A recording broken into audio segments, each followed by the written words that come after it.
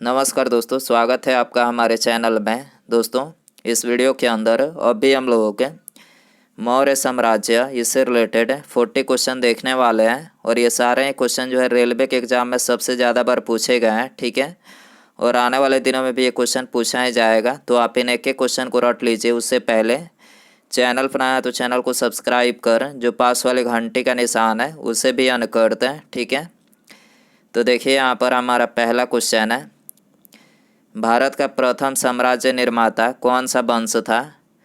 तो देखिए भारत का पहला साम्राज्य निर्माता जो वंश था तो ये था मौर्य वंश। ठीक है, और मौर्य वंश की स्थापना किसने की थी। तो देखिए मौर्य वंश की स्थापना चंद्रगुप्त मौर्य ने ये 323 ईसा पूर्व में अपने गुरु चाणक्य की सहायता से मगध के शासक घनानंद को पराजित करके जो है मौर्य वंश की स्थापना की थी। ठीक है, और घनानंद जो था ये नंद वंश का अंतिम शासक था। ठीक है, क्वेश्चन नंबर 2 है, निम्नलिखित में से कौन सा एक भारत नहीं आया था। तो देखिए इसे करेक्ट आंसर ऑप्शन बी हो जाएगा। कोलंबस जो था ये भारत नहीं आया था। ठीक है, और कोलंबस जिसने अमेरिका की खोज की थी। ठीक है, और बाकी ये तीनों मेगास्थनीज, वास्को डी गामा और फायान तीनों जो थे ये भारत आए थे। ठीक है, क्वेश्चन नंबर 3 है, वह शासक कौन था जिसने राज सिंहासन पर बैठने के लिए अपने बड़े भाई सुसीम की हत्या कर दी थी। तो देखिए ये था अशोक, जिसने राज सिंहासन पर बैठने के लिए अपने बड़े भाई सुसीम की हत्या कर दी थी। ठीक है, क्वेश्चन नंबर 4 है, मेगास्थनीज किसके दरबार में था। तो देखिए मेगास्थनीज जो था तो ये यूनान का एक राजदूत था। ठीक है, और ये चंद्रगुप्त मौर्य के दरबार में सेल्यूकस निकेटर का राजदूत बनकर जो है रहता था। ठीक है, तो यहाँ पर ये करेक्ट हो जाएगा। क्वेश्चन नंबर 5 है, मेगास्थनीज द्वारा रचित किस ग्रंथ से भारत के मौर्यकालीन इतिहास का पता चलता है। तो देखिए इसे करेक्ट आंसर ऑप्शन ए हो जाएगा। इंडिका नामक ग्रंथ से जो है ये भारत के मौर्यकालीन इतिहास का पता चलता है। ठीक है, और इंडिका की रचना किसने की थी। तो ये मेगास्थनीज ने की थी। ठीक है, क्वेश्चन नंबर 6 है, अपने साम्राज्य के विस्तार में चंद्रगुप्त मौर्य की सहायता किसने की थी।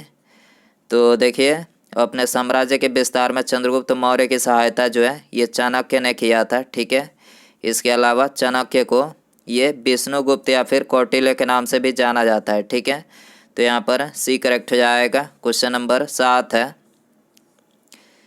प्राचीन भारत का वह प्रसिद्ध शासक है जिसने अपने जीवन के अंतिम दिनों में जैन धर्म अपनाया था। तो देखिए अपने जीवन के अंतिम दिनों में जैन धर्म को ये चंद्रगुप्त मौर्य ने अपनाया था। ठीक है, तो यहाँ पर ए करेक्ट हो जाएगा। क्वेश्चन नंबर 8 है, चाणक्य किसका प्रधानमंत्री था। तो देखिए चाणक्य जो था तो ये चंद्रगुप्त मौर्य का प्रधानमंत्री था। ठीक है, तो यहाँ पर ए करेक्ट हो जाएगा। क्वेश्चन नंबर 9 है, निम्नलिखित में से कौन सा एक भारत का प्राचीनतम राजवंश है। तो देखिए इसे करेक्ट आंसर ऑप्शन सी हो जाएगा। मौर्य वंश जो है ये भारत का प्राचीनतम राजवंश है, और मौर्य वंश की स्थापना ये तो बता ही चुके हैं कि चंद्रगुप्त मौर्य ने 323 ईसा पूर्व में किया था। ठीक है, क्वेश्चन नंबर 10 है, सम्राट अशोक ने बौद्ध धर्म के प्रचार के लिए विदेशों में किसको भेजा था। तो देखिए सम्राट अशोक ने बौद्ध धर्म के प्रचार के लिए अपनी पुत्री संघमित्रा को भेजा था। ठीक है, तो यहाँ पर सी करेक्ट हो जाएगा। क्वेश्चन नंबर 11 है, अपने अभिलेखों में प्रायः जिस नाम से अशोक संदर्भित है वह है।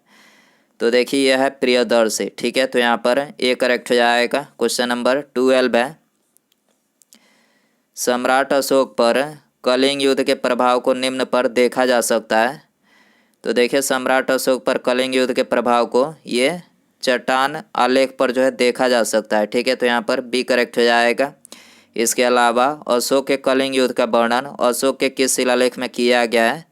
तो ये अशोक के 13वें शिलालेख में जो है किया गया है। ठीक है, क्वेश्चन नंबर 13 है, निम्नलिखित में से किस स्थान के निकट प्रसिद्ध कलिंग युद्ध लड़ा गया था। तो देखिए प्रसिद्ध कलिंग युद्ध जो लड़ा गया था तो ये धौली के निकट लड़ा गया था। ठीक है, तो यहाँ पर बी करेक्ट हो जाएगा। क्वेश्चन नंबर 14 है, सारनाथ में किस सम्राट का स्तंभ है। तो देखिए सारनाथ में ये अशोक का स्तंभ है। ठीक है, तो यहाँ पर बी करेक्ट हो जाएगा। क्वेश्चन नंबर 15 है, सारनाथ का लायन कैपिटल किस शासक से संबंधित है? तो देखिए सारनाथ का जो लायन कैपिटल है तो ये अशोक से संबंधित है। ठीक है, तो यहाँ पर बी करेक्ट हो जाएगा। क्वेश्चन नंबर 16 है, अशोक ने अपने शिलालेखों में अपने समकालीन दक्षिण के किस राज्य का उल्लेख नहीं किया था? तो देखिए अशोक ने अपने शिलालेखों में ये कुषाण राज्य का जो है उल्लेख नहीं किया था। ठीक है, तो यहाँ पर सी करेक्ट हो जाएगा। क्वेश्चन नंबर 17 है, मौर्य साम्राज्य में प्रचलित मुद्रा का नाम क्या था? तो देखिए मौर्य साम्राज्य में जो प्रचलित मुद्रा थी तो उसका नाम था पर्ण। ठीक है, तो यहाँ पर ए करेक्ट हो जाएगा। क्वेश्चन नंबर 18 है, निम्नलिखित में से कौन सा एक मौर्य वंश का शासक नहीं है? तो देखिए इसका करेक्ट आंसर ऑप्शन ए हो जाएगा। अजातशत्रु जो है ये मौर्य वंश का शासक नहीं है। ठीक है, इसके अलावा अजातशत्रु ये बिंबिसार का पुत्र था और इसके बचपन का नाम कुणिक था। ठीक है, और इसने अपने पिता की हत्या करके मगध की राजगद्दी को जो है प्राप्त किया था। ठीक है, और बाकी ये तीनों जो थे चंद्रगुप्त मौर्य, अशोक और बिंदुसार, ठीक है, तीनों जो थे ये मौर्य वंश के शासक थे। क्वेश्चन नंबर 19 है, निम्नलिखित में से अशोक का उत्तराधिकारी कौन था? तो देखिए अशोक का जो उत्तराधिकारी था तो ये था कुणाल। ठीक है, तो यहाँ पर ए करेक्ट हो जाएगा। क्वेश्चन नंबर 20 है, मौर्य वंश का अंतिम राजा कौन था? तो देखिए मौर्य वंश का जो अंतिम राजा था तो ये था बृहद्रथ। ठीक है, बृहद्रथ जो था ये मौर्य वंश का अंतिम राजा था। ठीक है, ए करेक्ट हो जाएगा। क्वेश्चन नंबर 21 है, प्रसिद्ध सांची स्तंभ किसके समय में बना था? तो देखिए वेरी इंपॉर्टेंट क्वेश्चन है, ये एनटीपीसी 2021 में भी पूछा गया था।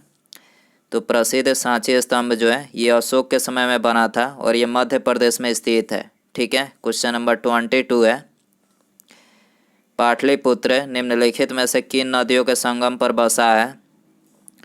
तो देखिए पाटलिपुत्र जो है ये गंगा तथा सोन नदियों के संगम पर जो है बसा है। ठीक है, क्वेश्चन नंबर 23 है, निम्नलिखित में से कौन सी एक प्राचीनतम स्मृति है? तो देखिए इसे करेक्ट आंसर ऑप्शन बी हो जाएगा। मनु स्मृति जो है ये प्राचीनतम स्मृति है। ठीक है, क्वेश्चन नंबर 24 है, मगध में शाही मौर्यों के ठीक बाद उत्तराधिकारी कौन थे? तो देखिए मगध में शाही मौर्यों के ठीक बाद उत्तराधिकारी जो थे ये थे पुष्यमित्र शुंग। ठीक है, और इसने शुंग वंश की स्थापना जो है 187 ईसा पूर्व में मौर्य साम्राज्य के अंतिम राजा बृहद्रथ को मारकर जो है शुंग वंश की स्थापना की थी। ठीक है, क्वेश्चन नंबर 25 है, शुंग वंश का अंतिम शासक कौन था? तो देखिए शुंग वंश का जो अंतिम शासक था तो ये था देवभूति। ठीक है, देवभूति जो था ये शुंग वंश का अंतिम शासक था। क्वेश्चन नंबर 26 है, गौतमी पुत्र सतकर्णी किस वंश का शासक था? तो देखिए गौतमी पुत्र सतकर्णी जो था ये सातवाहन वंश का शासक था। ठीक है, तो यहाँ पर डी करेक्ट हो जाएगा। क्वेश्चन नंबर 27 है, भारतीय राष्ट्रीय पंचांग किस नाम से जाना जाता है? तो देखिए भारतीय राष्ट्रीय पंचांग जो है ये इसको शक संवत के नाम से जो है जाना जाता है। ठीक है, तो यहाँ पर बी करेक्ट हो जाएगा। क्वेश्चन नंबर 28 है, शक संवत किस वर्ष से शुरू हुआ?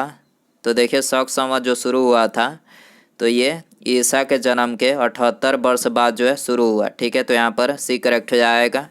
क्वेश्चन नंबर 29 है, शक पंचांग का प्रथम मास कौन सा होता है?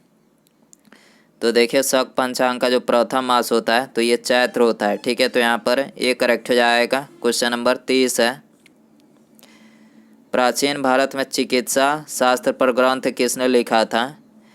तो देखिए प्राचीन भारत में चिकित्सा शास्त्र पर ग्रंथ जो है ये चरक ने लिखा था। ठीक है, और ये क्वेश्चन रेलवे में सबसे ज़्यादा बार पूछा गया। ठीक है, क्वेश्चन नंबर 31 है, आयुर्वेद का जनक किन्हें कहा जाता है? तो देखिए आयुर्वेद का जनक जो है ये चरक को बोला जाता है। ठीक है, तो यहाँ पर बी करेक्ट हो जाएगा। क्वेश्चन नंबर 32 है, कौन सी दो सभ्यताओं ने गांधार कला शैली की रचना में सहायता प्रदान की है? तो देखिए इसका करेक्ट आंसर ऑप्शन डी हो जाएगा। भारतीय तथा यूनानी दो सभ्यताओं ने ये गांधार कला शैली की रचना में जो है सहायता प्रदान की है। ठीक है, क्वेश्चन नंबर 33 है, विक्रम संवत एवं शक संवत में कितने वर्ष का अंतर होता है? तो देखिए विक्रम संवत और शक संवत में जो है ये 135 वर्ष का जो है अंतर होता है। ठीक है, तो यहाँ पर सी करेक्ट हो जाएगा। क्वेश्चन नंबर 34 है, कुषाण काल में सबसे अधिक विकास किस क्षेत्र में हुआ था? तो देखिए कुषाण काल में सबसे अधिक जो विकास हुआ था तो ये कला के क्षेत्र में हुआ था। ठीक है, बी करेक्ट हो जाएगा। क्वेश्चन नंबर 35 है, अशोक द्वितीय के नाम से किसे जाना जाता है? तो देखिए ये वेरी इंपॉर्टेंट क्वेश्चन है, ये कई बार एग्जाम में पूछा गया है।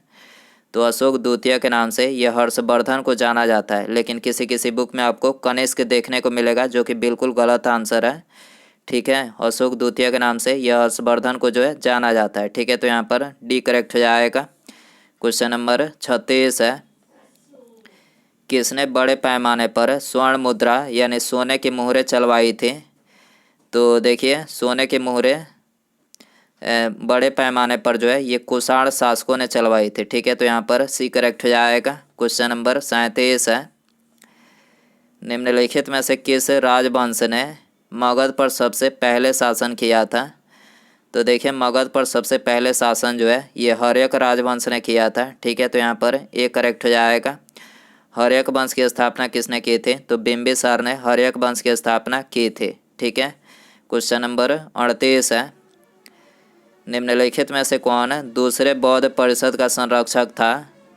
तो देखिए दूसरे बौद्ध परिषद का जो संरक्षक था वो था कालाशोक। ठीक है, और पहले बौद्ध परिषद का संरक्षक कौन था? तो ये अजातशत्रु पहले बौद्ध परिषद का संरक्षक था। ठीक है, और दूसरे बौद्ध परिषद का संरक्षक ये कालाशोक था। ठीक है, तो यहाँ पर सी करेक्ट हो जाएगा। क्वेश्चन नंबर 39 है, मौर्य काल में शिक्षा का सर्वाधिक प्रसिद्ध केंद्र कौन सा था? तो देखिए मौर्य काल में शिक्षा का जो सर्वाधिक प्रसिद्ध केंद्र था तो ये था तक्षशिला। ठीक है, तो यहाँ पर सी करेक्ट हो जाएगा।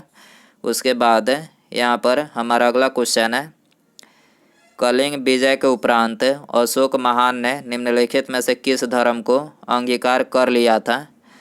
तो देखिए ऑप्शन दिया गया है आपको, जूडिज्म, बौद्ध, हिंदू या फिर जैन। सही आंसर कमेंट बॉक्स में ज़रूर बताएं। वीडियो पसंद आए तो वीडियो को लाइक करें, चैनल पर नया है तो चैनल को सब्सक्राइब और पास में जो घंटी का निशान है इसे भी ऑन कर दें। ठीक है, मिलते हैं अगले वीडियो में। Thanks for